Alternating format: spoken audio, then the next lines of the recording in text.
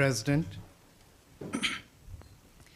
Mrs. Reagan, distinguished ladies and gentlemen, I'm touched by your cordial welcome and the warm words with which you and Mrs. Reagan have received us here in Washington.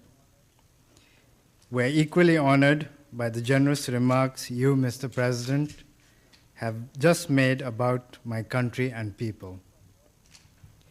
Seen from Washington, Nepal is almost on the other side of the globe, and yet, as this friendly gathering here tonight shows, distance notwithstanding, friendship and cordiality based on shared ideals can exist between countries that are geographically far apart. In 1947, as soon as Nepal broke her age-old isolation by seeking friendship beyond her borders, it was with the United States of America that Nepal sought to establish her diplomatic relations. Since 1951, the year when my grandfather, late King Thiruvan, led the Nepalese people to democracy, we have looked to the United States as a land of freedom and fulfillment. The enduring ideals of the founding fathers of America, who spoke to men of liberty and independence, have inspired men throughout the world, including those of us living in the mountain fastness of Nepal. In our part of the world, if America is looked upon as a land of gold, grain, and computers, a country of skyscrapers and space shuttle, she is also regarded as a nation committed to respect man and his dignity. A land of discovery, America has distinguished herself in being inventive, in breaking new grounds, and opening newer horizons of knowledge for the betterment of man. With a country such as the United States, one wonders if Nepal has anything in common. On the surface, there may seem very little. Yet, as men living in the same planet, we have common stakes in the global peace, prosperity, and indeed the survival of man in dignity and freedom. We are happy to see, Mr. President, your efforts to maintain peace and stability around the world. The Nepalese people join me in appreciating the understanding with which, on behalf of the people and the government of the United States, you have extended support to the concept of Nepal as a zone of peace. This recognition, I assure you, will go down not only as an important landmark in the history of our relations, but also as a testimony of your personal commitment to the cause of peace, stability, and freedom. Nepal rejoices in the achievements of the American people in different fields of human endeavors. The initiative and enterprise of your people are exemplary.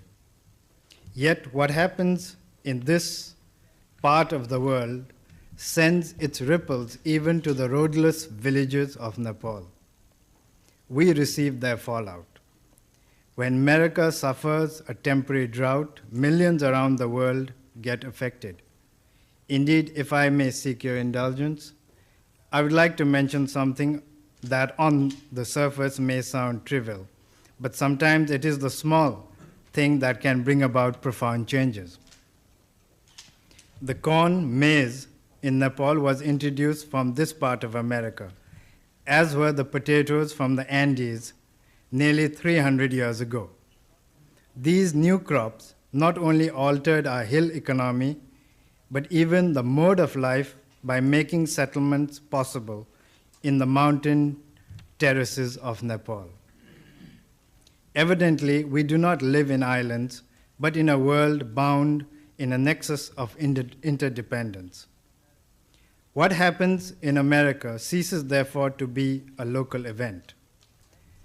The United States, as such, has shown a consistent understanding towards this and has assisted Nepal in stretching her hand of friendship and cooperation in many fields, including the building of infrastructures. May I take this opportunity, therefore, to thank you, and through you to the people and government of the United States for the support we have received in meeting the challenges of development in Nepal. Mr. President, in recent years, America has brought glory to humanity by landing man on the moon. It is indeed thrilling to reflect that one can soar into space to explore the unknown and scan the stars. Yet these adventures into outer space would carry still deeper meaning if the part of humanity living in Nepal could also rid themselves of their continuing poverty. Herself a least developed, landlocked country, Nepal has always sought understanding and cooperation from our friends and neighbors.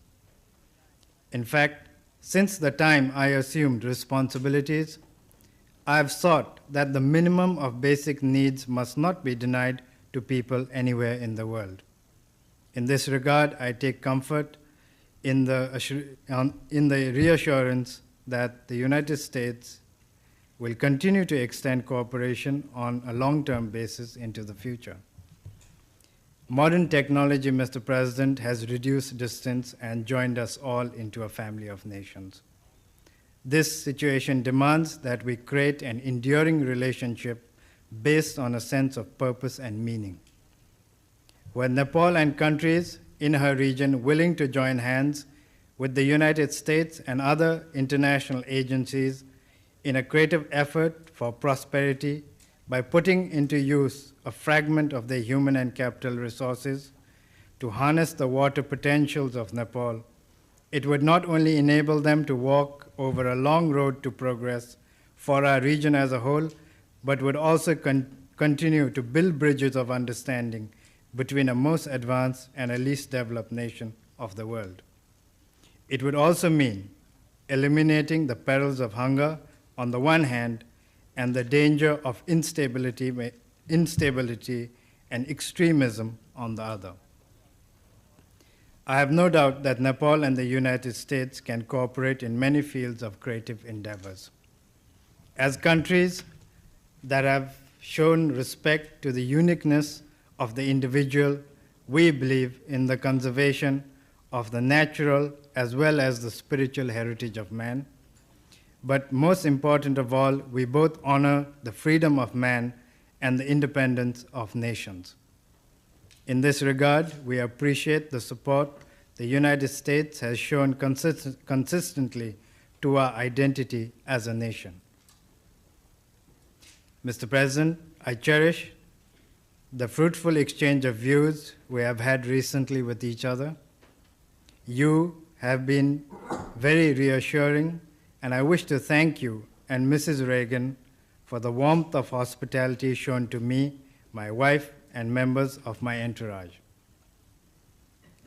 Excellencies, ladies and gentlemen, may I now request you to join me in proposing a toast to the health and happiness of President Ronald Reagan of the United States of America and the First Lady, Mrs. Nancy Reagan, to the peace and prosperity of the American people, and to the further development of friendship between Nepal and the United States.